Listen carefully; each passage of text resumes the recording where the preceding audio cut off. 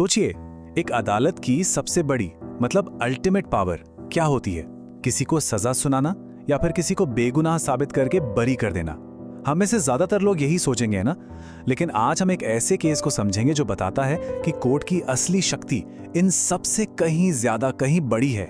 चलिए एक कोर्टरूम का सीन इमेजिन करते हैं। माहौल में टेंशन है, केस अपने बिल्कुल आखिरी मोड़ पर है। दोनों तरफ के वकीलों ने अपनी सारी दलीलें, सारे आर्गुमेंट्स रख दिए हैं, बस अब फैसले का इंतजार है। और ठीक तभी जज साहब एक नया गवाह बुला लेते हैं। अब सवाल यह है कि क्या ये फेयर प्ले है या फिर फाउल प्ले? तो चलिए सीधे चलते हैं उस कहानी में जहां प्रोसिक्यूशन के गेम चेंजिंग मूव ने सच में पूरे खेल का पासा ही पलट दिया था। बात है साल 1976 की। डिफेंस लॉयर मतलब बचाव पक्ष के वकील अपनी फाइनल आर्ग्यूमेंट्स खत्म कर चुके हैं। कोर्टरूम में बैठे हर शख्स को लग रहा था कि भाई केस तो अब खत्म, बस अब जज साहब का फैसला आना बाकी है। और ठीक उसी वक्त प्रोसिक्यूशन ने एक ऐसा बॉम्बशेल फोड़ा जिसकी किसी को उम्मीद नहीं थी। उन्होंने जज से कहा, हम 3 और गवाहों को बुलाना चाहते हैं। जरा सोचिए उस कोर्टरूम में कैसा सन्नाटा पसर गया होगा। ट्रायल जब खत्म होने ही वाला था, उस लास्ट मोमेंट पर यह रिक्वेस्ट, ये वाकई में एक शॉकिंग मूव था। तो आखिर ये केस था क्या? ये मामला था स्मगल्ड गोल्ड यानी तस्करी किए हुए सोने का। और कोई छोटा मोटा मामला नहीं, बल्कि एक बहुत ही हाई प्रोफाइल और बड़ा केस। आइए जरा इस केस की टाइमलाइन पर एक नजर डालते हैं। देखिए, कहानी शुरू होती है 1971 में, जब मोहनलाल श्यामजी सोनी के घर और बिजनेस पर एक जबरदस्त रेड पड़ती है। फिर 2 साल बाद 1973 में कस्टम्स डिपार्टमेंट उनके खिलाफ 2 शिकायतें दर्ज करता है और फिर मामला चलता रहता है और साल आ जाता है 1976। और मजे की बात देखिए, जब सारे गवाहों से पूछताछ हो गई, बहस पूरी हो गई, ठीक तब जाकर प्रोसिक्यूशन को याद आता है कि अरे कुछ गवाह तो रह ही गए।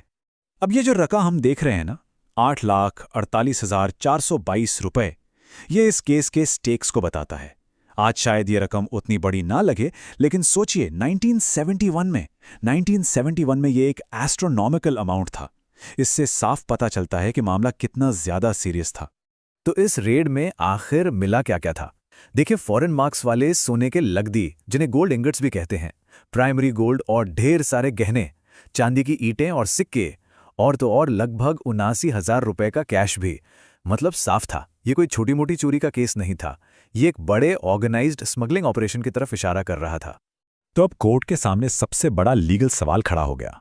सवाल ये कि क्या प्रोसिक्यूशन को केस के बिल्कुल आखिर में इस तरह से नए गवाह लाने की इजाजत दी जा सकती है?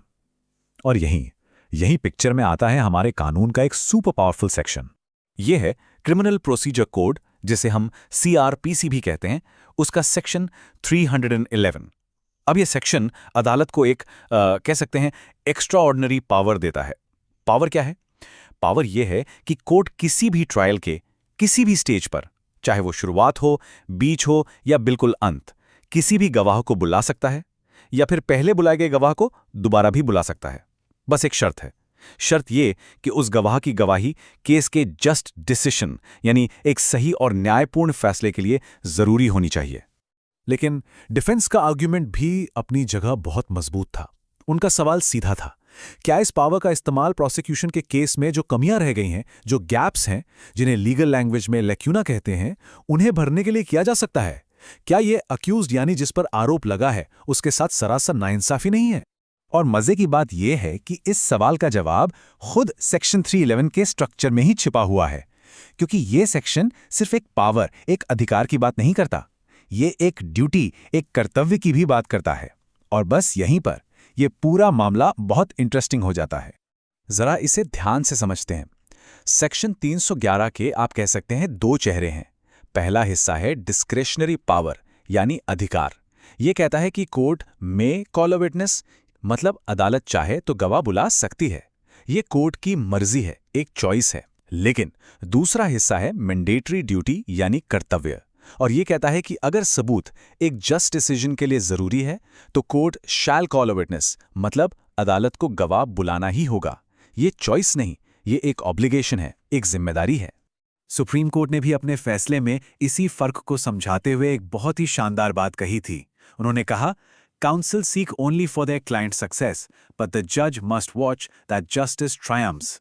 मतलब वकील तो सिर्फ अपने क्लाइंट को जिताना चाहते हैं, लेकिन एक जज को यह देखना होता है कि जीत आखिरकार न्याय की हो। और सच कहूं तो यही इस पूरे कानून की आत्मा है। इसका मतलब बिल्कुल साफ है, एक जज या कोर्ट कोई क्रिकेट मैच का अंपायर नहीं होता जो बस दूर खड़ा होकर देखे कि दोनों टीमें कैसा खेल रही हैं और आखिर में किसी एक को विनर घोषित कर दे। नहीं, बिल्कुल नहीं। कोर्ट का कर्तव्य है, उसकी ड्यूटी है कि वो सच तक यानी सच्चाई तक पहुंचने के लिए एक एक्टिव रोल निभाए। तो फिर इस पावरफुल प्रिंसिपल को मोहनलाल सोनी के केस में सुप्रीम कोर्ट ने अप्लाई कैसे किया? चलिए अब उनके फैसले के पीछे की लॉजिक को स्टेप बाय स्टेप समझते हैं।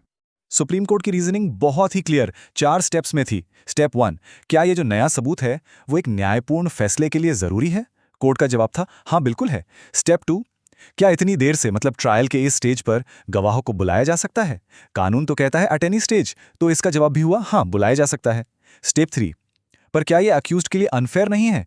कोर्ट ने माना हाँ, ये अनफेयर हो सकता है, लेकिन और यहीं आता है स्टेप 4, सबसे क्रूशियल स्टेप, इस अनफेयरनेस को दूर किया जा सकता है। कैसे? डिफेंस को पूरा मौका देकर कि वो इन नए गवाहों को क्रॉस एग्जामिन करें और अगर जरूरत पड़े तो उनके खिलाफ अपने सबूत भी पेश करें। और यही है नेचुरल जस्टिस का वो सदियों पुराना सिद्धांत, जिसे कहते हैं ऑडी ऑल्टरम पार्टम। ये एक लैटिन फ्रेज है जिसका सीधा सा मतलब है हमेशा दूसरे पक्ष को भी सुनो। और यही सिद्धांत एक सेफ्टी वाल्व की तरह काम करता है जो सेक्शन 311 जैसी पावरफुल प्रोविजन को बैलेंस करता है और यह सुनिश्चित करता है कि फेयरनेस बनी रहे। तो फाइनल वर्डिक्ट, आखिरी फैसला क्या हुआ? सुप्रीम कोर्ट ने हाई कोर्ट के फैसले को बरकरार रखा, मतलब प्रोसिक्यूशन को उन नए गवाहों से पूछताछ करने की इजाजत मिल गई। तो इस पूरे मामले से हम क्या सीखते हैं? यह केस सिर्फ लीगल टेक्निकलिटीज या दांवपेच का नहीं है। यह केस जस्टिस के यानी न्याय के असल मकसद के बारे में है, और वो मकसद है अ क्वेस्ट फॉर ट्रूथ यानी सच्चाई की खोज। तो इस पूरे एनालिसिस से की टेकअवेज क्या हैं? चलिए फटाफट देख लेते हैं।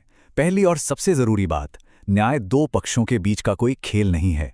दूसरी बात, कोर्ट की ड्यूटी सिर्फ फैसला सुनाना नहीं है बल्कि सच्चाई की तह तक जाना है। तीसरी बात, सेक्शन 311 इसी काम के लिए कोर्ट को बहुत वाइड पावर्स देता है। और आखिरी चौथी बात, इस जबरदस्त पावर को अक्यूज्ड के फेयर ट्रायल के अधिकार के साथ बैलेंस करना बेहद जरूरी है। तो हम कह सकते हैं कि एक अदालत की अल्टीमेट पावर सिर्फ पेश किए गए सबूतों पर फैसला देने तक सीमित नहीं है, बल्कि उसकी असली शक्ति है सच को सामने लाने के लिए जरूरी सबूतों को एक्टिवली खोजना। लेकिन यहां एक बहुत बड़ा सवाल भी खड़ा होता है, सच्चाई की ये लंबी खोज हमारे जस्टिस सिस्टम की स्पीड और फेयरनेस को कैसे अफेक्ट करती है? ये एक ऐसा सवाल है जिस पर सोचना बहुत जरूरी है।